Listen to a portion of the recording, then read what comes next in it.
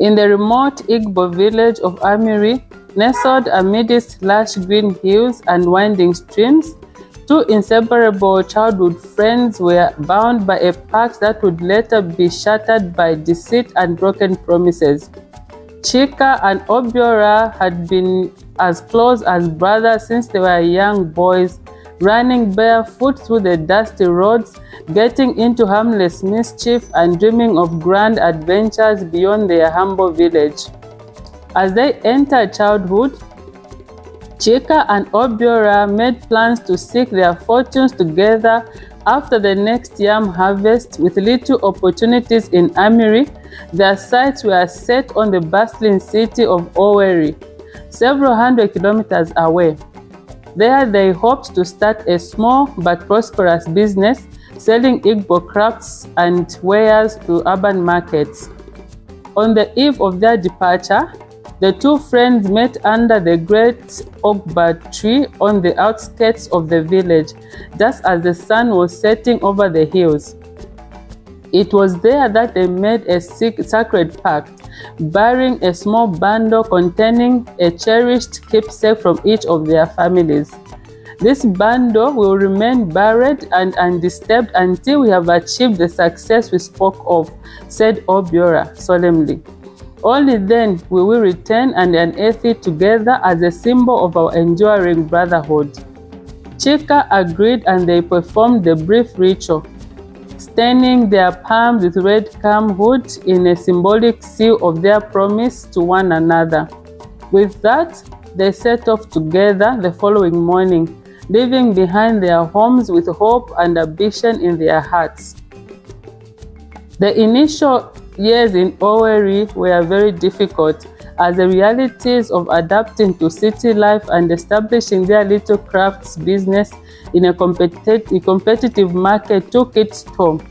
Chika and Obiora weathered many lean times, at points pawning their few possessions to be able to afford meager supplies to continue working. But their bond of friendship, forged over years in the village, kept them motivated. Where Chika was industrious and skilled with his hands, Obiora possessed a natural business savvy and charm that brought in customers. A symbiotic partnership began to merge that saw their fortune slowly improving. By year 4 of toiling in Owerri, their import and sales of unique Igbo crafts like woven baskets, pottery, and hand-carved wood items were steadily growing, enough that they were able to move out of their run-down flat and into slightly better accommodation. It was a small but significant step towards the success they had envisioned. On a muggy evening after setting up their market store, Chika and Obiora were relaxing over plates of jollof rice when Obiora brought up their sacred pact from years ago under the Ogba tree back in Amurie. Brother Chika, do you recall our promise to return to the village together as successful men and revive what we buried? Obiora asked with a glimmer in his eye. I believe that day now wasn't so far away. Chika smiled and nodded, wondering if his lifelong friend had the same thought, that it was finally time to pay respect to the ritual that had bonded them as youths and bound them to their shared path in the city. Over the following year, Obiora became increasingly driven and ambitious, pushing Chika to take on more inventory and expand their reach. His friend's sudden urgency and hustle further fueled their business growth. Finally, on a sleepy afternoon, while taking inventory, Obiora turned to Chika with an excited proclamation. It is time, my friend. We have achieved what we set out to do. We are successful entrepreneurs in our own right, with money in our pockets. Now we must honor our sacred pact by making the journey back to Amurie so that we may unearth our bundle under the Ogba tree. Chika's heart swelled with pride at how far they had come through perseverance and loyalty to one another. He readily agreed, and they made plans to travel back to their village within a month to perform the ritual as prosperous men. However, unbeknownst to Chika, Obiora had allowed greed and selfishness to corrupt his spirit. During their rise to success over those pivotal years, his demands for greater wealth and possessions were never satisfied, poisoning his mind and soul. In a horrific breach of trust, Obiora began secretly skimming off funds from their business accounts into a private slush fund he had established. Skilled from years of deceit, Obiora easily covered his tracks through cooked books and fake supply accounts. Chika had no inkling of his partner's misdeeds, blinded by his profound trust in his friend and the exciting prospect of their village homecoming celebration. When the day came to make the journey back to Amurie, Chika was practically giddy with anticipation to see his family again as a self-made man of standing. Obiora, however, barely concealed his glee as his perfectly laid deceitful plan was reaching its conclusion. After an arduous journey over bumpy roads, they finally crested the hills and laid eyes on Amurie just as dusk was falling, awash in the warm orange glow of evening. Chika's heart was full, but Obiora's motivation were callous. The moon was full, casting just enough light for them to locate the marked spot where they had buried their personal tokens in the small bundle. As Chika bent down and cleared away the soil, his thoughts were awash with nostalgia for their simple village childhoods that had ultimately led to his meaningful moment. But just as the weathered bala bundle was about to be uncovered, Chika felt a heavy blow across the back of his head. He crumpled to the ground, conscience flickering as Obiora stood over him with hate-filled eyes and a large jagged rock in his hand. "You fool! That success was never meant to be shared," Obiora sneered at his former friend, writhed in shock and agony. "Not after everything I had to do to get us there." With a swift kick to Chika's ribs, Obiora dug frantically with his bare hands to retrieve the edged bundle. He ripped it open to reveal a small ivory tusk carving that had belonged to his family and an old woven brass wristband of Chika's late father. Chika, dizzy and coughing up blood from his internal injuries, pleaded, "Why? After all we've been through, stay down and be grateful. I don't outright kill you for being so pathetically weak. After how I carried our business on my back," Obiora shouted.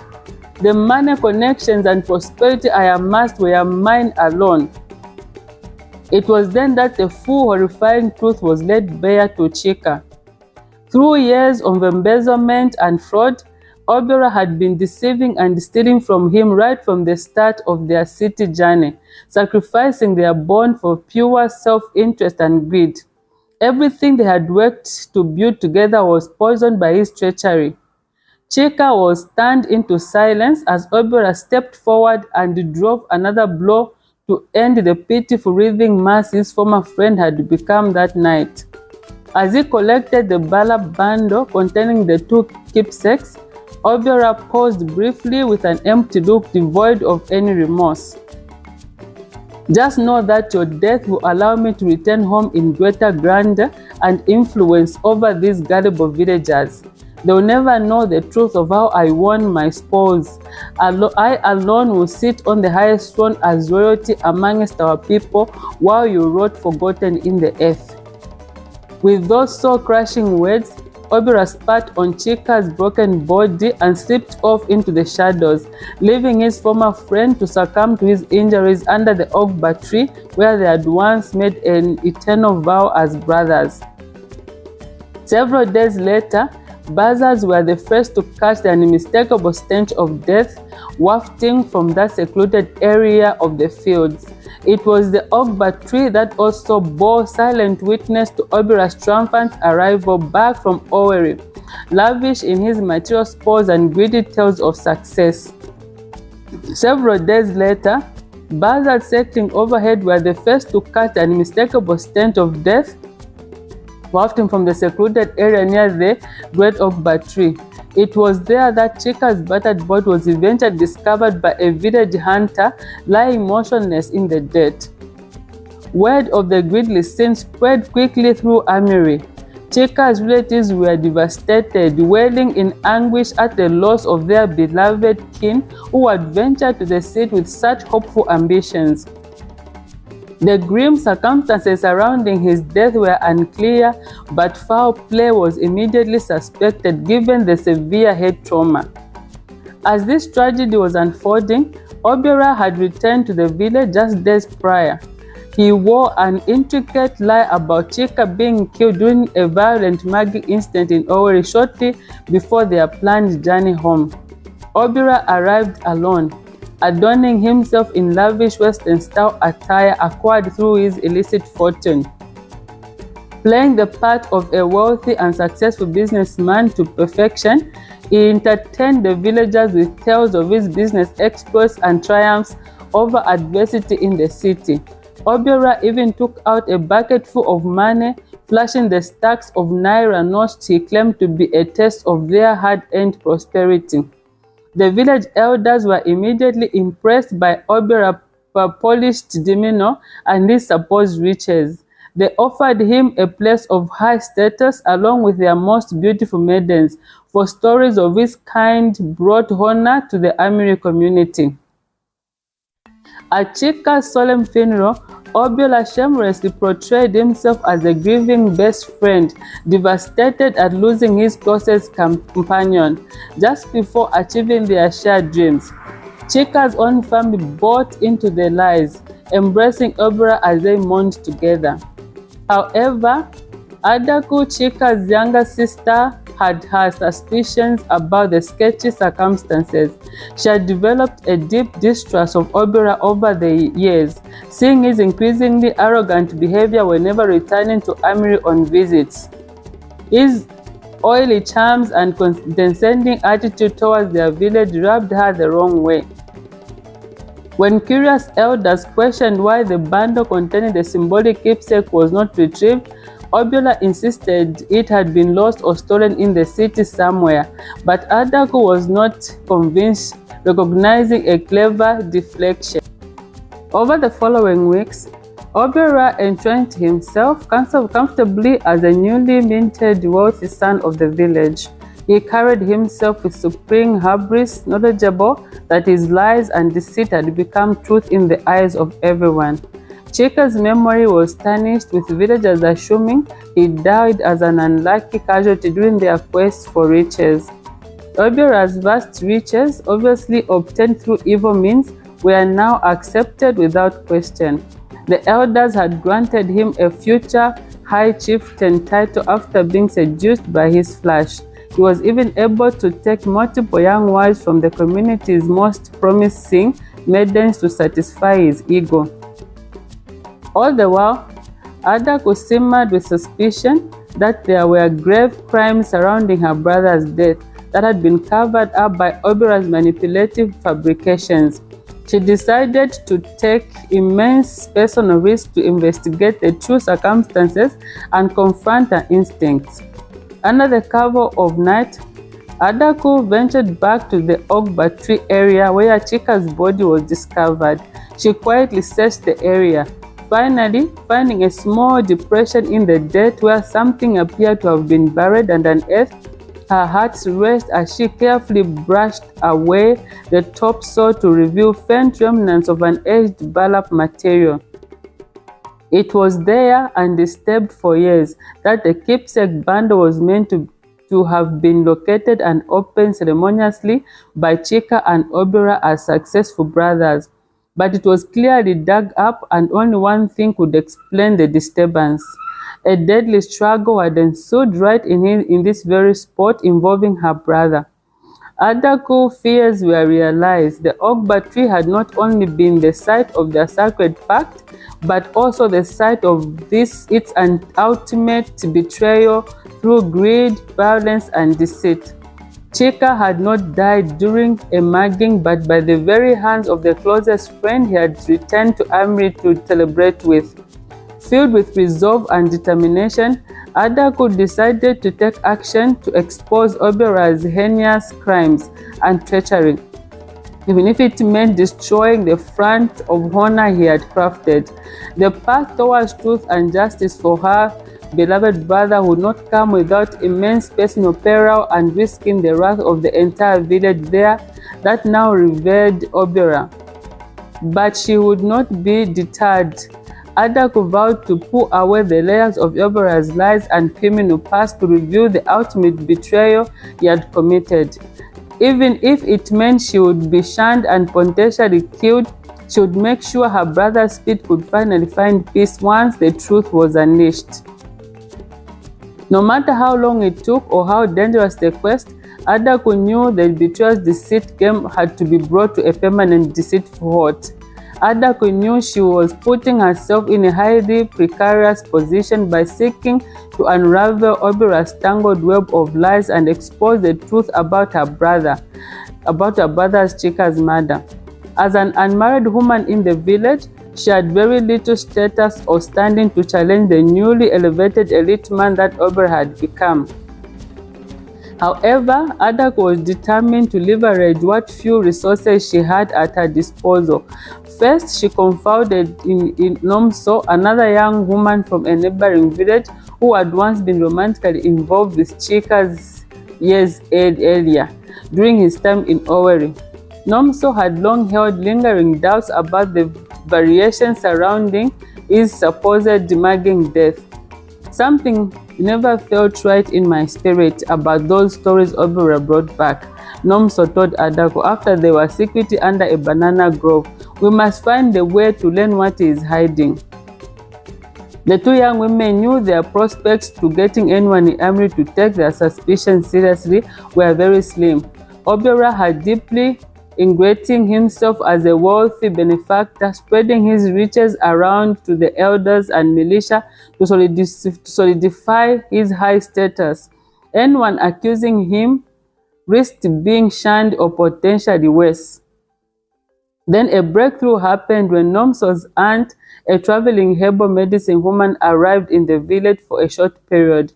Her name was Olunza, and while she held no allegiance to Amurie, she was experienced in the ways of investigating mysterious deaths and foul deeds. After hearing the niece and Adaku's tales, Olunza quickly decided that a grave injustice and perversion truth had enveloped in the village.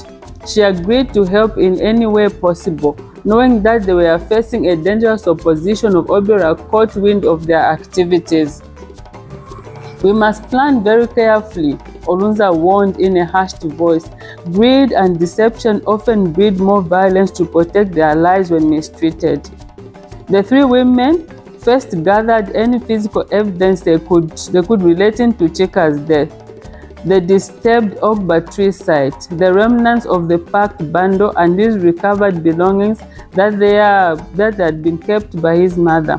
Olunza carefully examined everything, looking for possible clues that had been overlooked. There are faint markings on this gold bow and machete that had found near your brother, she said, using a special ointment to reveal underlying stains. These appear to be blood stains, and the patterns are consistent with a sustained brutal attack. Adaku shuddered, having her deepest fears confirmed.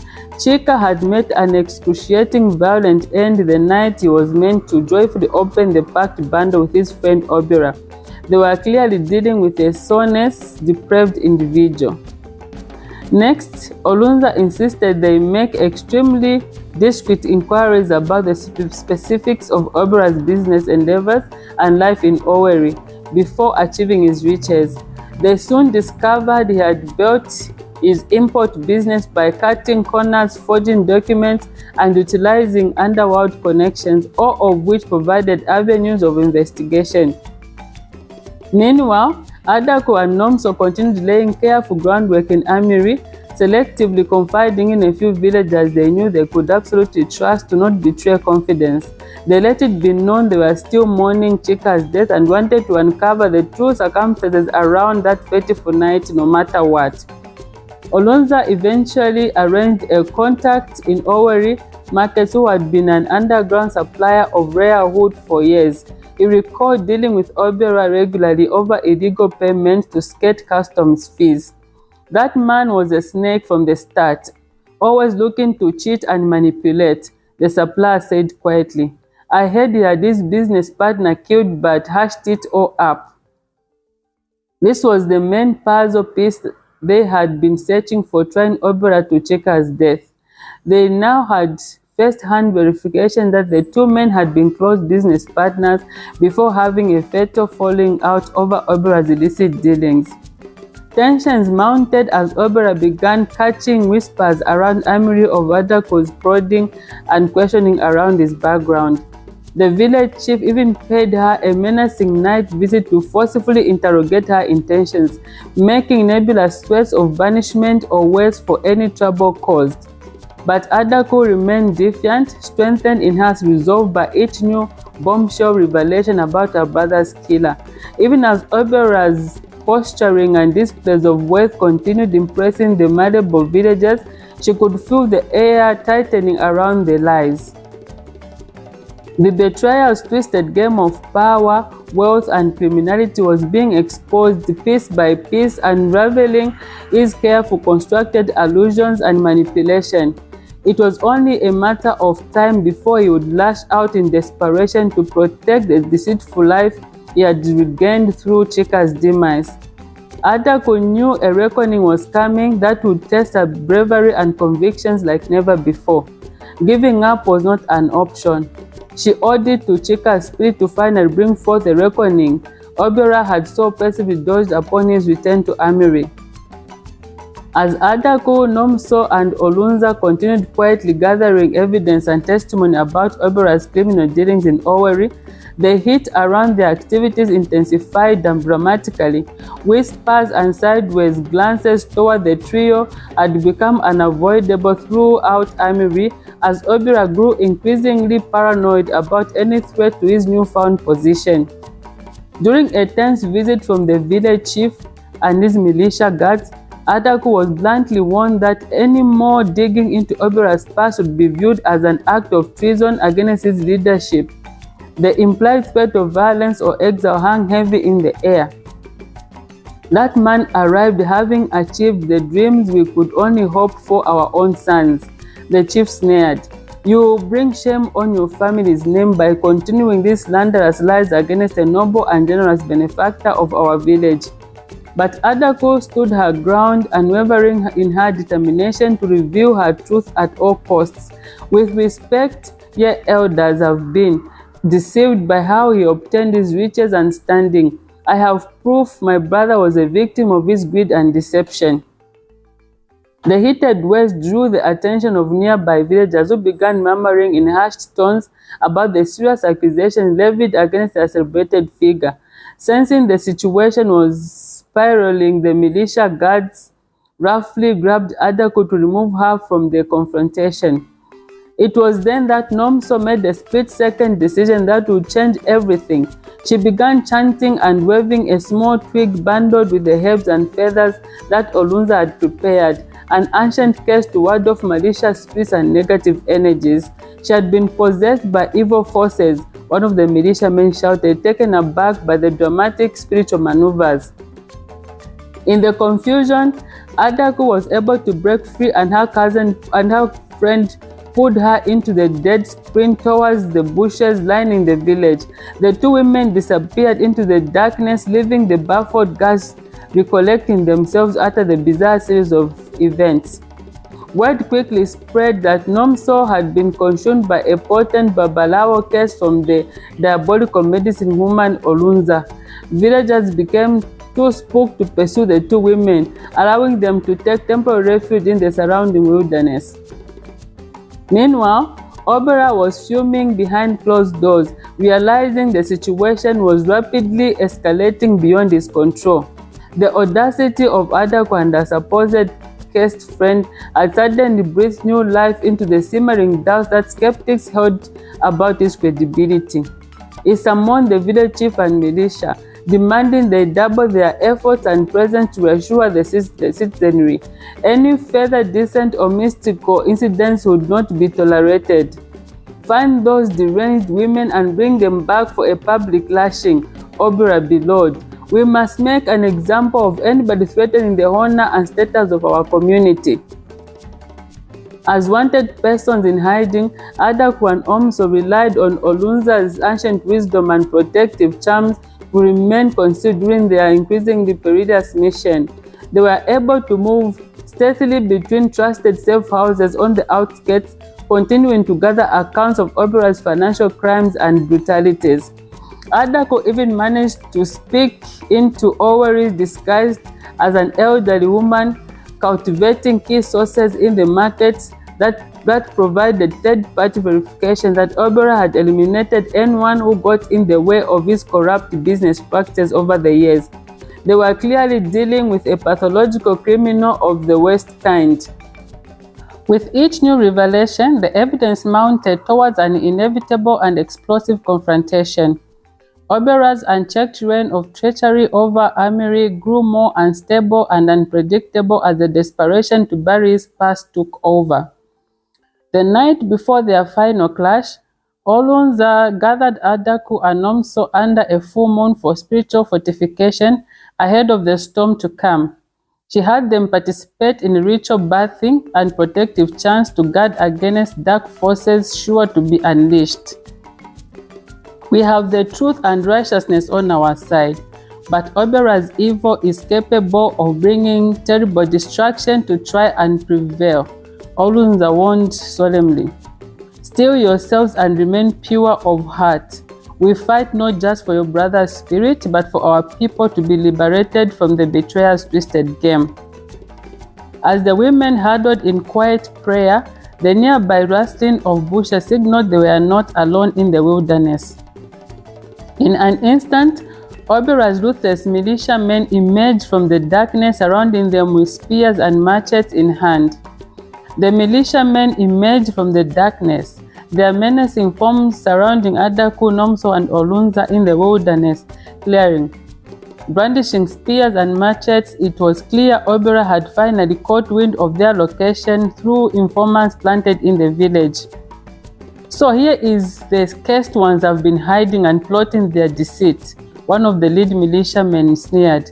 The chief demands you be brought forth immediately to face justice. Adaku instinctively moved in front of Omso and Olunza in a protective stance, her eyes narrowing. It is your false chief, the betrayer Obiora himself, who will face justice for crimes against my family and the ancestors of this very soil, she shouted defiantly. The militiamen reached with roars of anger and raised her disrespect for the leader's authority. They advanced menacingly, makeshift weapons raised to strike at any sudden movement by the three women. Then, just as the terrifying situation seemed hopeless, the bushes exploded with even more frenzied movement. To everyone's shock, a horde of neighboring villagers came pouring into the clearing, carrying torches, spears, and fire-hardened clubs. Leave these women alone and disperse from our land at once, hailed one of the village elders, a respected group of priests from a different community. Your wicked chief brought a curse upon himself through his evil deceptions. It turned out that Olunza had sent a secret runner to nearby villages to summon reinforcements from her extended network. They had arrived just in time to confront Obiora's militia with overwhelming numbers before violence could erupt. Caught completely off guard and seeing they were vastly outnumbered, the militiamen began retreating in disarray back towards Amurie. Their mere presence had ignited an already simmering resentment towards Obiora's heavy-handed leadership and growing secrecy. Word quickly spread through Amurie that Obiora had lost his stranglehold over the community and its people. The combined forces of outraged local villagers emboldened by the knowledge of his deceit through Adaku's efforts, laid siege upon his lavish compound. As the angry mob closed in, lit torches and weapons in hand, Obiora finally emerged from hiding with a last-ditch demand to lay down their grievances. But this time, his lies and propaganda fell on deaf ears. Your betrayal of our customs and traditions has been exposed, murderer, an elder villager shouted. Now you will face the ancestors' ultimate judgment. It was then that Obiora realized the tragic truth. His entire career over the years of criminal dealings and ruthless greed had finally collapsed under the weight of his immortality. Even with all his machinations, he could not escape the righteous fury of their collective scorn. In a last act of desperate defiance, Obiora held a bag of money and jewelry into the dissipating crowd. Take your cursed riches then, for it was about the wealth alone, he screamed in a rage. Your petty village never deserved to reap my true power and ambitions. With surprising agility of his age, the disgraced man then slipped away into the jungle's dense undergrowth and darkness. An extensive search was immediately launched, but the trail had been cleverly covered. To this day, Obiora had never seen or heard from again. Some believe he was devoured by the very wilderness and isolation he once sought to dominate through fear and evil. Others claim a wandering spirit remains doomed to an eternity of unrest for betraying his closest friend. As for Adaku, she finally gained the closure she had bravely fought for over so many moons of adversity. With Obiora's vanquish, his legacy of unbridled treachery and false riches given to the community were righteously cleansed in a ceremonial burning. The sacred Pact bundle that had first bonded the brothers Chika and Obiora under the Ogba tree was returned to Adaku by sympathetic villagers. Inside, she discovered her brother's original keepsake of their late father's woven wristband. Hiding the humble token tied to her heart, Adaku said a silent prayer to Chika's free spirit, finally released from the betrayal's twisted game of lies, deceit, and broken promises. Justice and truth had ultimately prevailed over greed and wickedness, and the bonds of an unbreakable friendship, even after being violently shattered beyond the realm, received their long overdue vindication. The end. If you've enjoyed this story, please ensure that you share with your friends and family so that they can also have an enjoyment of listening to this story. Till next time, bye.